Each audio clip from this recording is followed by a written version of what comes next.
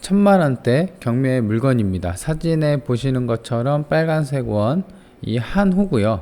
그래서 천만원대라고 해서 규모가 작거나 뭐 그러진 않아요. 보니까 10평 정도라 뭐 투룸이 될 수가 있고, 원룸 하나에다 거실 겸 주방 이렇게 해서 뭐 미니 원룸 뭐 이런 식으로도 빠지는 그런 구조죠. 10평이면. 그래서 혼자 사시는 분 뭐 이런 분들한테 임대를 놓고 월세를 한번 조그맣게 소소하게 받아볼까 이런 생각이 들게끔, 천만원대니까 최저가 기준이에요. 감정가는 3,300, 최저가가 1,800이고요. 빌라 다세대 주택이고 건물이 이제 10평 정도예요. 그래서 이제 전면에 보시는 것처럼 요 정도 지금 1층, 2층, 3층, 4층이죠. 그래서 탑층이라는 게, 꼭대기 층이라는 게 단점인 그런 그 빌라입니다. 단점도 있죠. 503호 그렇죠? 이쪽에 있고. 근데 이제 건물 외관에 보시는 것처럼 크게 어떤 뭐 그냥 오래된 빌라다 뭐 하자나 이런 거는 외관상 크게 없어 보입니다. 다만 이제 입구인데요. 입구 올라가는 그 도로 왼쪽 변에 있는 건데 약간 경사가 있다.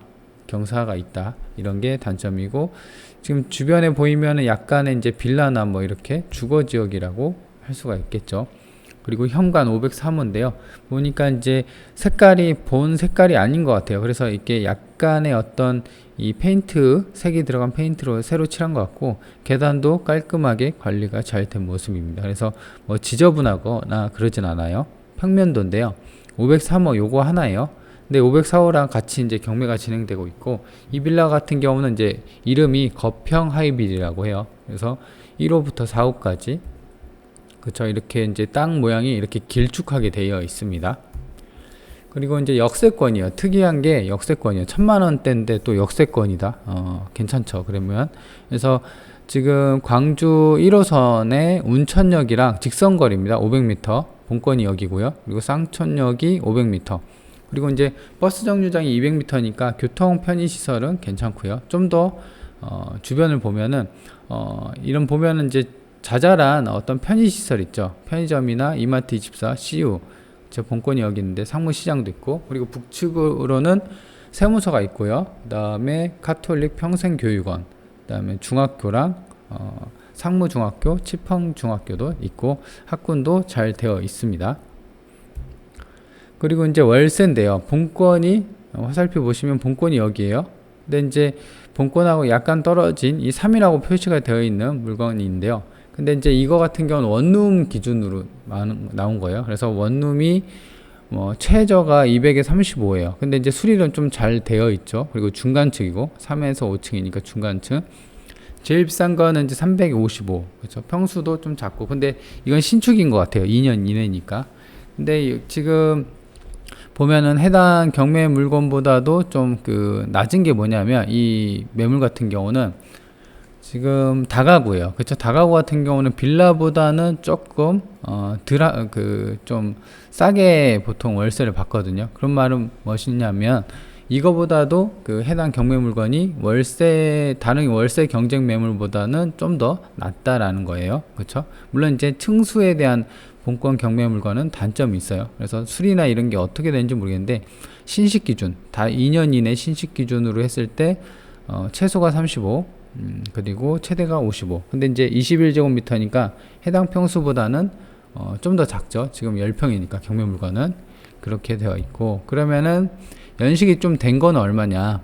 본권이 여기 있고 좀 떨어져 있죠. 여기 3이라고 표시되어 있는 거.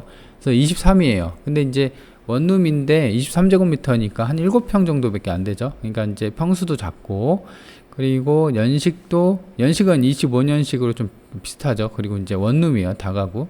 그래서 단점이 있긴 한데, 지금 4층에 2층에 있는 게 123만원. 근데 이제 내부는 뭐 깔끔하게 좀 되어 있죠. 그래서 25만원짜리도 있고요. 뭐 전세는 9,500도 있네요. 이건 이제 신식이고, 그쵸? 그리고 또 하나는 52만원. 바로 옆에 이제 새로 지은 게 52만원이에요. 이거 10평 정도. 그죠? 그래서 이렇게 보면은 최소한으로 월세는 25에서 30 정도 받지 않을까. 물론 이제 옵션이나 이런 거에 따라서 다르겠지만요. 그죠? 총평입니다. 그래서 일단은 가격대가 저렴해요. 감정가 대비 절반인데 1,000만원대. 1800이니까 사실 뭐 1000만 원이면은 그렇게 큰 돈은 아니죠. 그냥 뭐 직장인들 연봉 대출이나 마이너스 통장으로 쉽게 마련할 수 있는 돈이고, 그리고 요새 같은 경우는 대출이 잘 안 돼요. 주거용이나 뭐 아파트나 빌라나 이런 걸 사려고 해도 은행에서 이제 LTV 뭐다 해갖고 대출 제한이 걸려버리는데, 그러면은 부동산 투자하기가 정말 쉽지가 않습니다. 하지만 경매 물건은 이런 게 굉장히 많아요. 잘은 많이 있지는 않은데 잘 찾아보면 이런 게 좀 있습니다. 그래서 1000만 원대라는 게 가장 큰 장점이고, 또 하나는 더블 역세권, 그러니까 이제 10평 정도잖아요. 그래서 1인 가구나 이런 분들한테 월세 놓기에는 좀 좋다. 그렇죠? 그리고 양호한 월세 최소 23에서 시작했으니까. 그리고 단점이에요. 이제는 단점은 꼭대기층, 그러니까 이제 승강기가 없으니까 4층까지 좀 걸어 올라가야 된다, 이런 게 단점이고, 그래도 이제 사람 사는 데니까 좀 경쟁력을 갖춰 놓으면 괜찮지 않을까 생각이 되고, 그리고 또 하나는 98년식이에요. 그리고 꼭대기층이다 보니까 가령 이제 해당 빌라의 옥상이 누수가 되면 그 4층, 그러니까 지금 503호라고 표기가 되어 있는데 그 세대에 천장이 또 누수가 생길 염려가 있거든요. 그래서 그런 부분까지도 점검을 해야 돼요. 물론 이제 옥상 누수는 전체가 부담을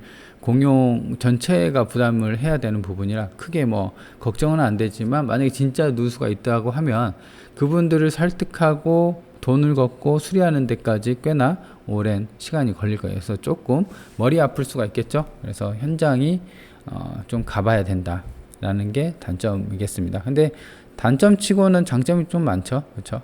그래서 해당 물건을 살펴봤습니다. 1000만 원 갖고 월세 수익 부동산을 한번 사볼까 하는 그런 생각이 들게끔 하는 부동산이었습니다. 해당 영상 여기까지 합니다.